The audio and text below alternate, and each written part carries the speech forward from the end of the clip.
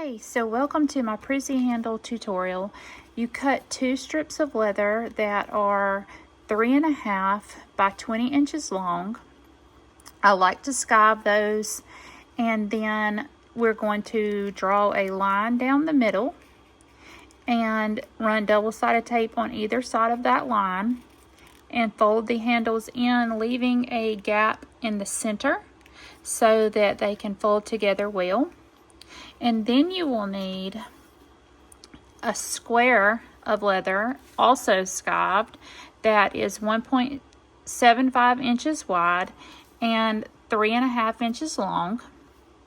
And we will double side tape right down the middle, not along the edges, not here, not here. This skived small piece of leather 2 inches up from the raw edge, and stitch it on. When I am stitching this, I like to sew from the back side, and I start my needle just to the edge of the leather.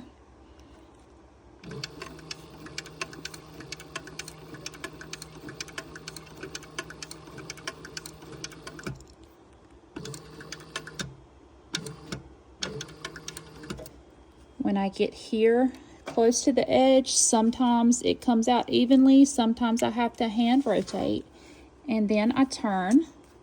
And here you need to make sure that your needle bar is on the upstroke so that you don't have a misstitched. And then just back down here.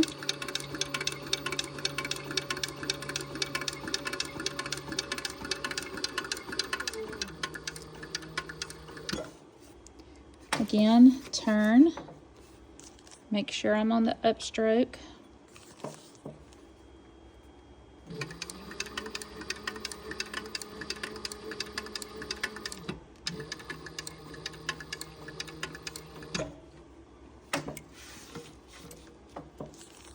Make sure I'm on the upstroke.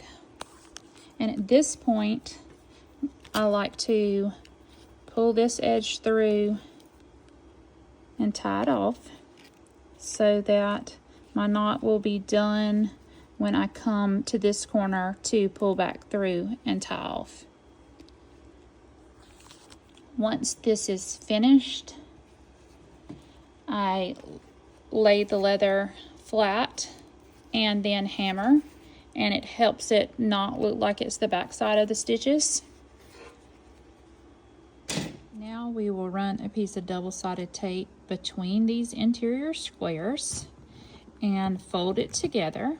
Once I get it folded together, I like to clip outside of this stitch line and hammer this part to make sure the double-sided tape is well adhered, and just to thin it out a little bit. At that point, we will bring it to the sewing machine and stitch like this. I haven't burned these threads yet, but we'll start here on that same stitch line here, and this one we will back stitch, come around to here, come up and back stitch. We'll pull those threads to the inside and cut. So I have folded, I have hammered, and I have started my needle in the down position in the last stitch there.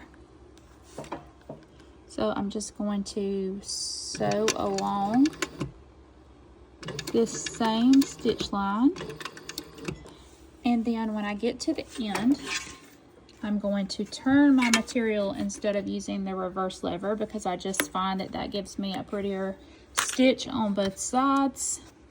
I'm going to pull this so that I can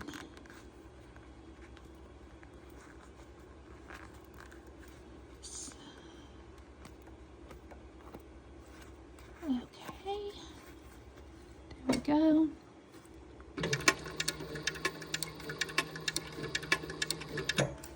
Okay, and back this way.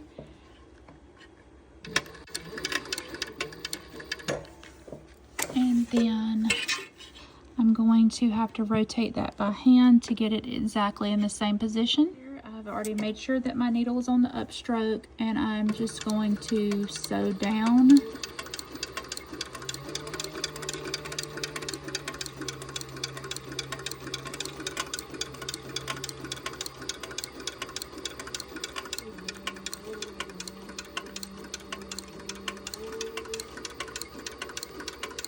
And I am sewing with a Cobra Class 26, and my stitch length is on 2. This leather is Moore & Giles Mont Blanc, and it is approximately 1.2 mm thick, and like I said, I have scobbed it. So I'm going to make sure my needle ends up in this exact position. Sew here, back stitch, pull my threads, and burn them. And this handle will also be done. In my bag, I have found the center. I have measured out 3 inches from either side. This is going to be the starting line of where my handles go. On the handle itself, I have put a 2-inch strip of double-sided tape directly down the middle. And I'm going to peel that up and align it here. I'll be right back. On both ends of my handles, I'm going to put a 2-inch strip of double-sided tape. I'm going to find the center of my bag and align those up however I see fit. I personally, on this one, did 2 and about that much on either side of the 2, maybe 1/4 of an inch, somewhere between 1/4 and 1/8 of an inch, just so that I thought they would sit nicely.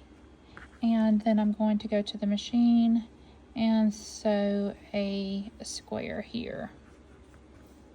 Okay, so now that I have the handles centered on the bag, I will turn it over and add some leather patches here, and I just feel with my fingertip where that stitch line is to make sure these are above that. And then we're going to turn around and sew it. I'm going to put my needle down in this first hole, come around. Remember when I make the turn that my needle is up so that it won't skip a stitch, and come around, and I'll show you that in just a second. I have put my needle down directly in the first hole for this row of stitches. I'm going to end it here, come down, around, and back up. Again, when we get to these corners, we're going to turn and then make sure our needle position is in the upstroke so we don't miss a stitch. And here I am coming to the end of the box.